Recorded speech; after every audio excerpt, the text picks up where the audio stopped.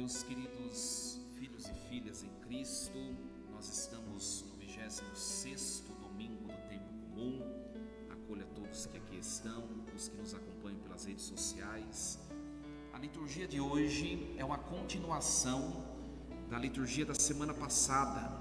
Ainda nós tocamos na temática do nosso relacionamento com os bens materiais. Hoje, aliás, na semana passada, o Evangelho de Lucas, capítulo 16, terminava com o versículo 13. E o texto que terminava o Evangelho na semana passada era este: ninguém pode servir a dois senhores, porque ou odiará a um e amará o outro, ou se apegará a um e desprezará o outro. E terminava o Evangelho semana passada, Jesus dizendo: vós não podeis servir a Deus e ao dinheiro. Muito bem. Na significação do dinheiro, ou na simbologia do dinheiro, ali o dinheiro representa tudo aquilo que é material, que é terreno, que é efêmero, que diz respeito a esta vida e não à vida que segue após a morte. E aí vem a liturgia de hoje. Então, Jesus na semana passada falava: cuidado que não tem jeito de colocar o coração numa coisa ou em outra. Quando você veste um santo, você descobre outro, não tem jeito. E hoje a liturgia vai mostrar a consequência daqueles que servem ao dinheiro até o término da sua vida, e a consequência daqueles que servem efetivamente a Deus e não ao dinheiro. E a consequência de que fala o Evangelho é uma consequência eterna, Então nós percebemos nessa historinha, para Jesus mostrar qual a consequência de quem coloca a sua esperança nas coisas deste mundo. Jesus contou essa parábola, e nela tem dois personagens. Primeiro, um rico, que os estudiosos chamam de rico epulão, ou epulão vem de épula, vem de banquete, o rico epulão, o rico banqueteador.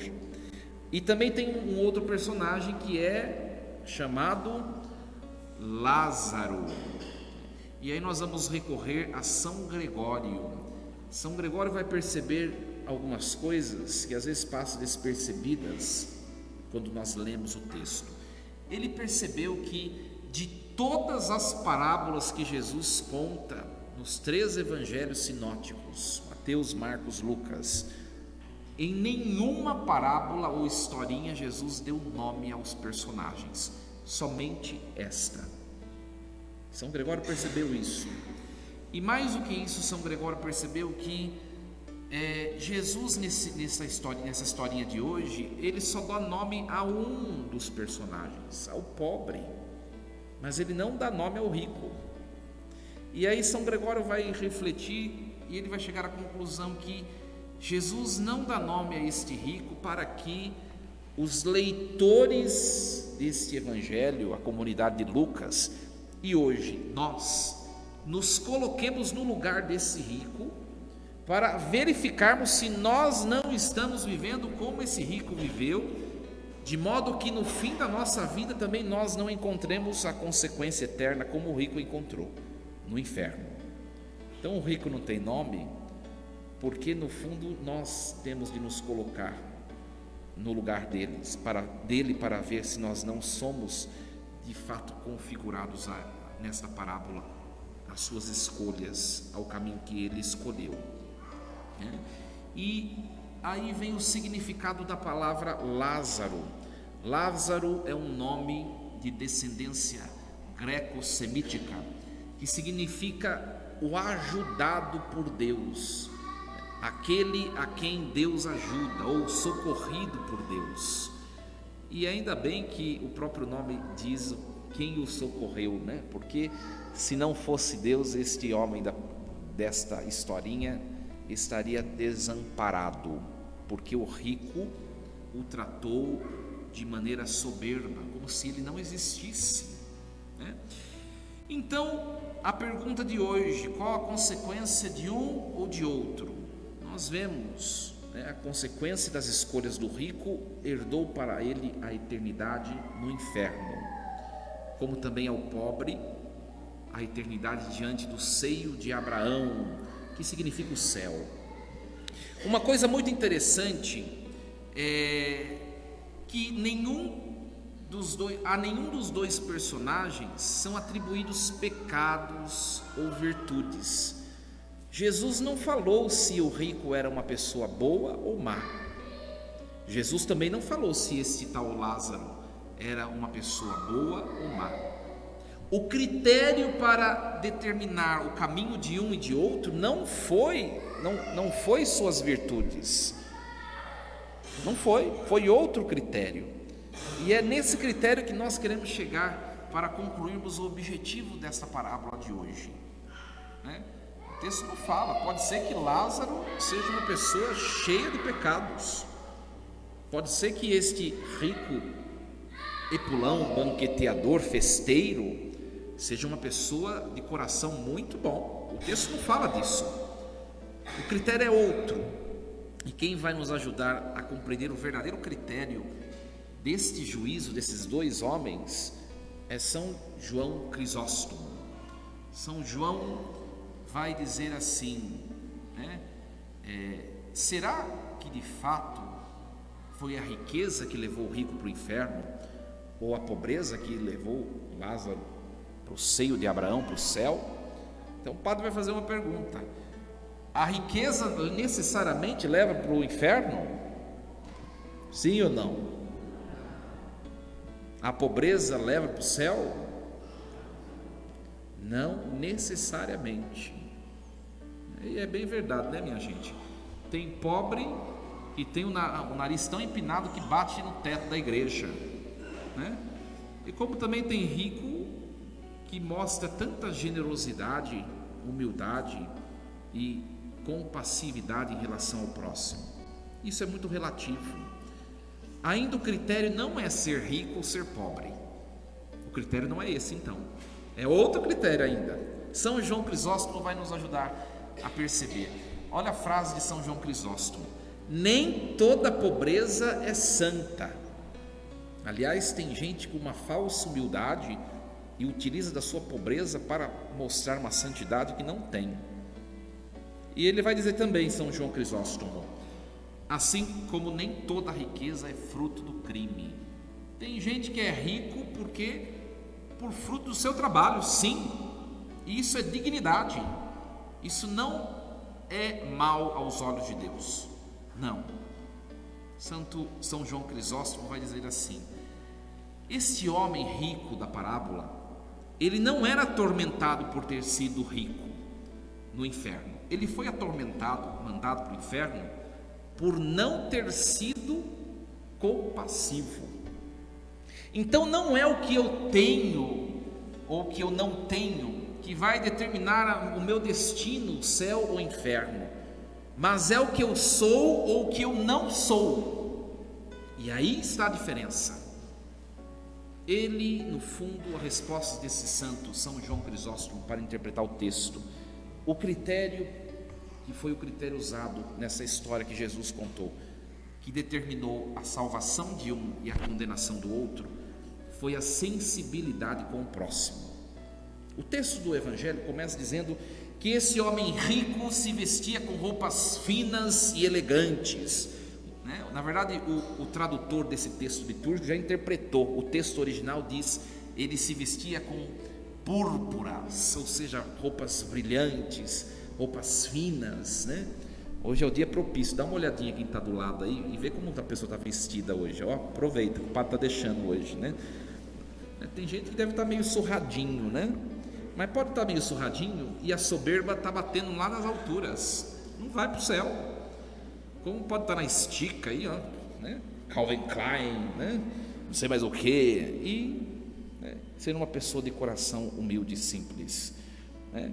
Mas esse rico, ele se vestia com roupas finas e elegantes, tinha festas todos os dias, né? Tem gente que põe o churrasquinho, o sertanejinho lá de fim de semana. O que o texto está tentando mostrar? Que nós estamos aqui dentro dessa história, porque a gente vive tudo isso que está aqui escrito. A gente gosta de se vestir bem, a gente gosta de festa, a gente gosta de comer bem. tudo que o rico assim provava, é claro que de maneira muito intensa pelos seus bens, nós também vivemos, ou seja, nós corremos o mesmo risco de ir para o lugar onde esse rico foi, dessa história, dessa parábola, que se chama inferno. Olha só, né? O pobre Lázaro estava cheio de feridas, estava no chão, na porta do rico. O que levou o rico para o inferno? A sua incapacidade de perceber o outro, que estava ali certamente para sair da sua casa. Esse rico desviava, mas o desviar dessa pessoa que é o Lázaro se tornou algo tão automático que para o rico, aquele homem pobre, ferido, mendigo, já não estava mais ali. Indiferença. Então o evangelho de hoje vem nos falar, olha, cuidado, né? Não é que Jesus ele rechaça a posse, o esforço, o trabalho, o empreender, o conquistar as coisas. Pelo contrário, minha gente, né? Se a gente escuta pregação de cunho teologia da libertação, você vai ouvindo de alguns pregadores que falam assim: Deus ama quem é pobre, ou Deus ama a pobreza. Deus ama quem é pobre, mas Deus não se apraz da pobreza. Aliás, Deus se fez pobre, frágil, para que no terceiro dia glorioso levasse a igreja à riqueza eterna. No céu é tudo abundante, é farto, é rico, é esplêndido, né? A miséria e a pobreza não é a vontade de Deus, mas o coração simples, humilde, aí é vontade de Deus, né? Então a liturgia de hoje vem falar: olha, esse rico, ele pulava o Lázaro que estava à sua porta. Ele não teve a capacidade de perceber os ferimentos que aquele homem trazia no seu corpo. Ele não pôde ajudar aquele homem, né? E às vezes, minha gente, isso não diz respeito somente aos pobres, não.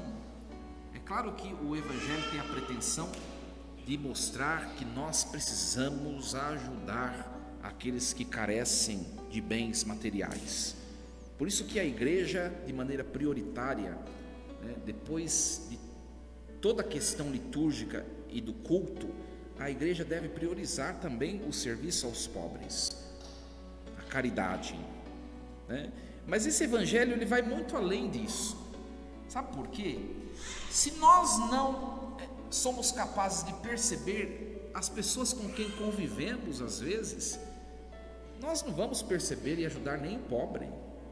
Quer ver? O padre vai explicar o que está falando agora. Às vezes nós não somos sensíveis nem com as pessoas que moram debaixo do mesmo teto, né? Eu atendia bastante confissão na paróquia São Francisco, e lá eu atendia bastante jovens, né? Aqui nessa paróquia só vem os velhos confessar, né? Os jovens não tem pecado, né? Tá tudo cheio de asinha, já vai direto para o céu, né? Mas a São Francisco os jovens iam confessar bastante, e às vezes eram pessoas da comunidade, filhos, né, de pais que eram ministros, que eram engajados, e jovens que derramavam por meio do sacramento da penitência, né, o seu coração traziam grandes angústias, questionamentos e inaceitações existenciais, muita confissão sobre tentativa de suicídio. E às vezes era jovem que era filho de um ministro, de alguém que estava à frente, assim, e os pais bonitão lá, andando no meio da igreja, nem sabia o que o filho estava passando. O padre sabia, e o padre não podia dizer. Por quê acontece isso? A insensibilidade do outro. O barulho do mundo nos torna insensíveis ao próximo, aqueles que estão juntinhos de nós. Quer fazer um teste? Qual foi a última vez que você percebeu alguém da sua casa que não estava bem, e você, com o coração cheio de caridade, perguntou: aconteceu alguma coisa no seu trabalho? Não sei. Aconteceu alguma coisa? Você não está bem? O que está acontecendo? Qual foi a última vez que todos nós olhamos para alguém e perguntamos: está precisando de alguma coisa? Ou até mesmo elogiar o outro, né? Nossa, como você está bonita, bonito, né? Às vezes tem que dar uma mentidinha, né? Mas qual foi a última vez que a gente fez isso? Isso mostra que nós vamos petrificando nosso coração e nos tornando insensíveis ao outro.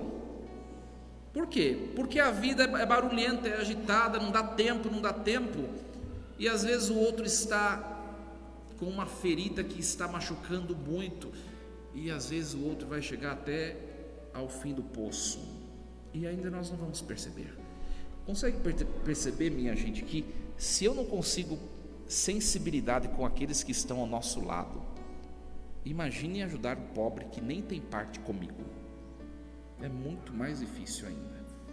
Então a gente tem que começar a perceber mais as pessoas que são próximas, para nós chegarmos a esse despojamento que é o ideal da vida cristã. Nós estarmos com o coração despojado de tudo o que nós possuímos, em benefício do próximo. E Deus permite e coloca na nossa porta as coisas ou pessoas que nos incomodam, para que nós percebamos nas pessoas a fragilidade delas e nós nos compadeçamos delas, né? O que é mais fácil? Quando Deus permite alguém na minha vida, na minha família, no meu trabalho que me incomoda, o que é mais fácil? Eu fugir do convívio daquela pessoa, ou eu enfrentar a pessoa e procurar amá-la? Mais fácil é fugir, né? Mais fácil é fingir que alguém não existe. Por quê? Porque não me agrada, porque não é do jeito que eu quero. Então é muito mais fácil não conversar com alguém. Foi isso que o rico fez, ignorando a existência daquele homem chagado, e foi isso que o levou para o inferno. E nós trazemos também muitas indisposições com as pessoas, e se nós não nos resolvermos por aqui, corremos o risco de herdarmos a mesma consequência eterna que este rico. Olha como a palavra é exigente, é muito exigente, né? E ora, se tiver um pingo de caridade, a gente já tem chance para o céu. Só que não vai para o céu enquanto não abraçar a todos, vai ficar queimando no purgatório. Então é melhor, minha gente, resolver aqui as pendências, a caridade, a compaixão, o abraçar o outro. Ai, padre, mas é difícil. E é mesmo, ninguém falou que é fácil. Se fosse fácil ser cristão, minha gente, essa igreja estava lotada, né? Igual umas igrejas por aí, né? Que tem altar de prancha, de surf, é muito mais atraente. Aqui não tem. Por quê? Porque aqui é luta. Aliás, a leitura segunda de hoje vai dizer assim: vocês estão pensando que é fácil amar desse jeito do evangelho de hoje? Viver esse despojamento e essa acolhida do que é diferente de você? Não é fácil não. Olha o que São Paulo vai dizer: tu que és um homem de Deus, foge das coisas perversas, procura a justiça, a piedade, a fé, o amor, a firmeza, a mansidão. E aí ele vai dizer, esse é o capítulo 6 de 1 Timóteo: combate o bom combate da fé. A palavra grega que é traduzida por combate, né, é uma palavra que no fundo significa luta penosa, né? Agonizo, do grego. Agonizo significa luta, concurso, uma competição. Ou seja, você vai ter que suar para amar. Ninguém falou que é fácil amar desse jeito despojado do evangelho. Combate o bom combate da fé, conquista a vida eterna. E está bem traduzida essa palavra conquistar. Qual que é a mentalidade de hoje em dia? Ah, Deus é bom, o céu já está garantido. Para ir para o inferno, eu preciso me esforçar. Essa é a mentalidade de hoje em dia. Então basta levar uma vida honesta, reta, tranquila socialmente, e já estou com o céu garantido. E é um grande engano. São Paulo está dizendo: conquista a vida eterna. Ou seja, para você conquistar a vitória num campeonato, que essa palavra combate, luta, significa, ela diz respeito a campeonato mesmo, é um verbo que diz respeito a isso. Você precisa o quê? Se esforçar. Então é ao contrário da mentalidade do mundo, né? eu preciso me esforçar para ganhar o céu, porque o que é fácil não é o céu, é o inferno que é fácil. É o contrário. E você quer saber um exemplo para você perceber que é verdade o que o padre está falando? Quantas vezes você veio confessar, sabe aqueles pecados que a gente coloca entre parênteses, bis, né? Igual na música, né? Bis, né? Que repete, né? Quantas vezes você veio confessar esses pecados e saiu da igreja, no mesmo dia você cometeu novamente o mesmo pecado? Quantas vezes? Ou seja, é mais fácil estar em estado de graça ou é mais fácil escorregar e cair em pecado grave e se afastar de Deus? É mais fácil se afastar de Deus, minha gente. Nos mantermos em estado de graça, em comunhão com o outro, tantas exigências do Evangelho, não é fácil. Por isso que ele vai falando: combate o bom combate, conquista a vida eterna. Ela já foi nos dada, né? Ela já nos foi dada, mas a gente perde facilmente. Quantas vezes você veio confessar e na porta da igreja você já caiu em pecado mortal de novo? Começando pelo padre. Então, não é fácil. O Evangelho de hoje vem nos falar também da questão do inferno. Uma coisa é a doutrina, a verdade ensinada por Jesus. O Evangelho de hoje nos mostra isso. O inferno existe, já tem uma turminha lá, né? A terça parte dos anjos, que são os anjos recaídos, que nós chamamos de demônios, já estão lá. Às vezes eles dão umas passeadas para cá para dar uma olhadinha na gente, mas o lugar deles já estão garantidos lá. Tem ser humano no inferno? Aí é perguntar muito, né? Nós saberemos no dia do juízo final. Uma coisa é certa: o inferno existe, pelo menos os anjos lá já estão. Aliás, tem um escritor eclesiástico que é inteligentíssimo. A igreja utiliza desse escritor em muitos textos litúrgicos, que se chama Orígenes. Orígenes só não foi canonizado santo da igreja exatamente porque ele disse que o inferno não existe, e disse que o demônio se converteria no final dos tempos. Uma extrema heresia. Só não foi santo por causa disso, né? Então é um cuidado que nós devemos ter. E aí o rico vai para o inferno, Lázaro vai para o céu, para o seio de Abraão. O rico começa a dialogar com Abraão, né? Pai Abraão, né? Tem piedade de mim, manda Lázaro molhar a ponta do dedo para me refrescar a língua. Aí mostra o sofrimento que é o inferno, a ausência total do bem de Deus e do amor. E Abraão disse: agora não tem mais o que fazer. Por mais que alguém desejasse ir para o seu lado, alguém daqui do céu desejasse ir para o seu lado, não poderia. Também, por mais que alguém desejasse sair daí do seu lado e vir para cá, também não poderia, porque há um abismo entre nós.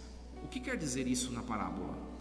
Que a salvação, ela é firmada com as nossas escolhas aqui.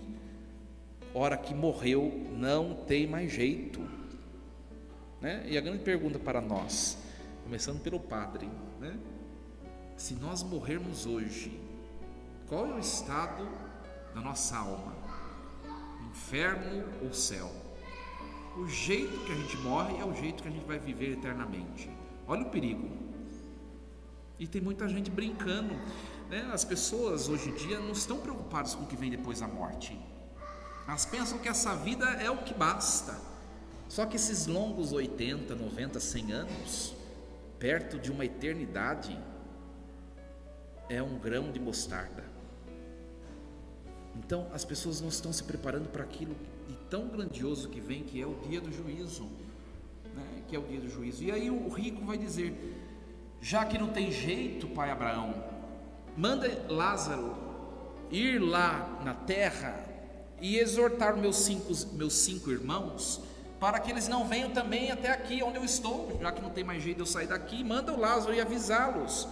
E Abraão responde o quê? Olha, meu querido, eles já têm Moisés e os profetas.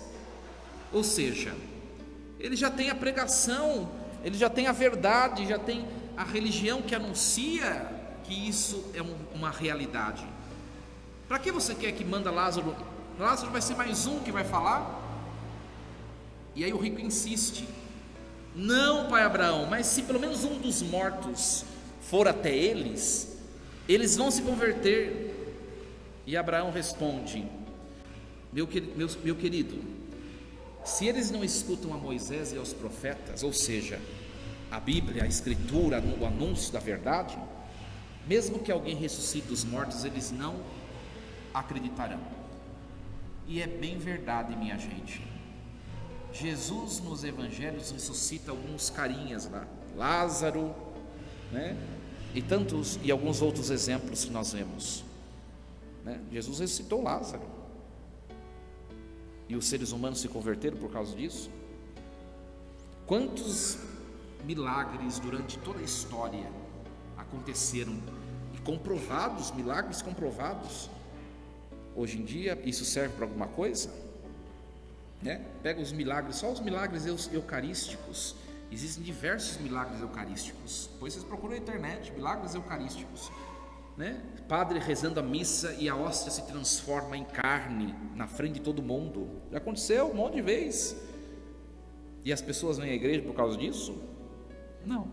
Ou seja, se eles não escutam a palavra, nem que alguém ressuscite dos mortos na frente deles, como já aconteceu durante a história, não vai adiantar nada. Ou seja, nós precisamos escutar a palavra de hoje e perceber onde está o nosso coração, né? É só olhar na sua casa, quantos conflitos por causa de bens materiais, quantas brigas às vezes por causa de coisas efêmeras que vão passar, né? Pega famílias, você quer ver a família se dividir? É quando o chefe da família, o casal chefe da família morre. Na hora de dividir a herança, os irmãos viram os piores inimigos, porque o coração está nos bens, né? Um bom termômetro para nós vermos Deus é o Senhor, meu coração é o dinheiro, é você perceber se alguma coisa material te tira a paz, né? Se as preocupações com o seu trabalho, com o seu dinheiro, com a sua economia pessoal, familiar te tira a paz, é porque talvez seu coração esteja ali. Quem é de Deus confia na providência divina, né? Então hoje reflitamos, nós ouvimos a profecia de Amós hoje. É muito interessante que, pelo menos eu, quando vou lendo essa profecia de Amós, parece que eu estou aqui dentro desse texto, né? Amós é um profeta que escreveu falou no século 8º antes de Cristo, 800 anos antes de Jesus.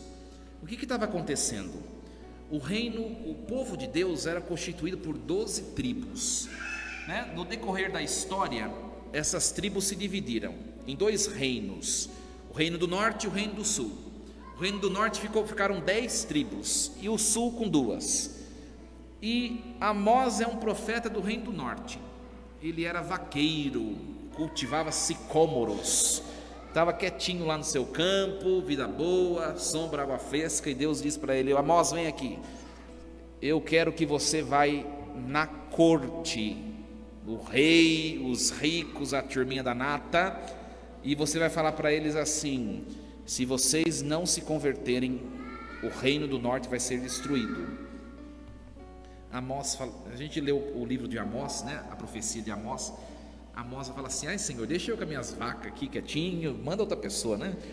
Não, é você, Amós. Aí ele vai, acho que ele vai bufando, né? Saco, né? Né? E ele vai e ele profere o chamado ais.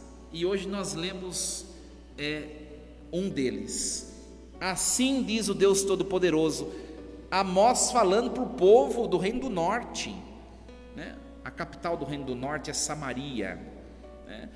Ai dos que vivem despreocupadamente em Sião, ou seja, Sião, Jerusalém, a capital do sul, está falando para o sul e para o norte, Amós.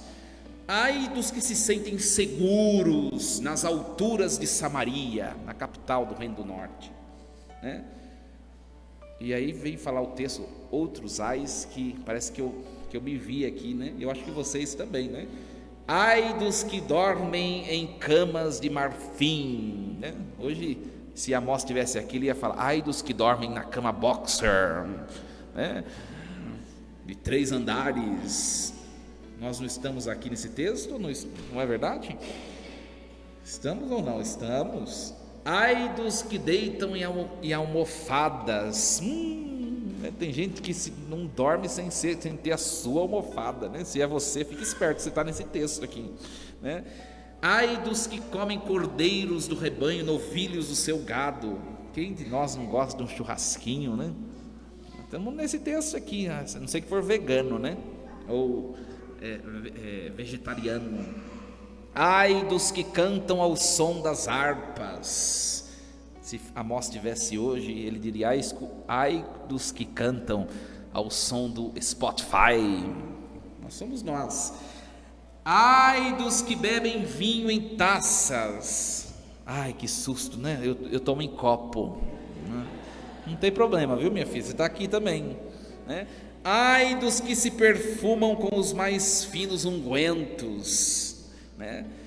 Eu tenho certeza que você não tem na sua casa somente o litrinho lá do Avon ou o Jequiti. Você tem uma coisinha melhorzinha lá. Então, para você também isso daqui, né? Ou seja, o que ele vai falar? Ele vai falar assim no final: por isso eles irão agora para o desterro na primeira fila. O que quer dizer?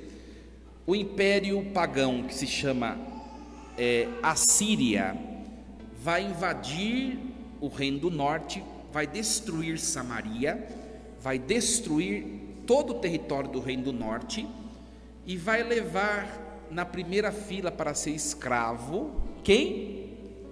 Os bonitões lá de cima, o rei Jeroboão II e os seus súditos, a corte e os ricos, vão na primeira fila do trem para o exílio da Síria. É claro que esse texto vai falar, olha, tem consequência. O que estava vivendo esse povo aí? Né? O reino do norte estava prosperando economicamente, né? Mas quanto mais prosperava economicamente, mais os ricos ficavam ricos e os pobres ficavam mais pobres, né? Muito diferente de hoje, né? Hoje está todo mundo bem, né? Com dinheiro no bolso, né? Tem consequência, né? A leitura primeira mostra das consequências que essa turma da corte passou aqui na terra, e o evangelho mostra que também tem uma consequência eterna para a insensibilidade com os necessitados e com aqueles com quem convivemos. Então, que nós, encerrando esta breve homilia, que nós, meus queridos, hoje revisemos a nossa caminhada. O outro que está à sua frente é para que você o ajude, né? Olhe para o outro não com um olhar de preconceito, mas olhe para as fragilidades do outro e seja sensível, né? Seja sensível, porque é o amor do próximo que será o critério para a nossa justificação eterna ou condenação. Que Deus nos ajude, revisemos as nossas relações e o nosso modo de viver. Assim seja. Amém. No instante de silêncio, meditemos um pouco a palavra de hoje.